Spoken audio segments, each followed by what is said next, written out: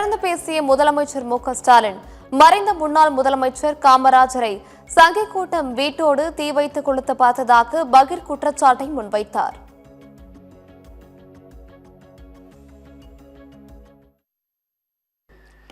என்டிஏவை பொறுத்த வரைக்கும் தமிழ்நாட்டுக்கு எதிராக எல்லா வேலையும் பார்த்துட்டு தேர்ந்து வந்தால் மட்டும் தமிழ் மேலே பாசம் இருக்கிற மாதிரி காமராஜர் எம்ஜிஆர் மாதிரி தலைவர்களை சொந்தம் கொண்டாடவும் கிளம்பிடுறாங்க.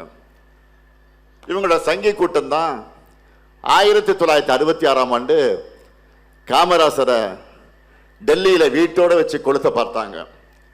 மனித தர்மத்திற்கும் காமராஜர் மனித தர்மத்துக்கும் நடக்கக்கூடிய பலாத்கார போராட்டம்னு தந்தை பெரியார் கண்டிச்சார். இப்படி காலந்தோறும் தமிழ் மீதும் தமிழர்கள் மீதும் தமிழ் தலைவர்கள் மீதும் தமிழ் பண்பாட்டின் மீதும் இவங்களுக்கு வெறுப்பு தான்.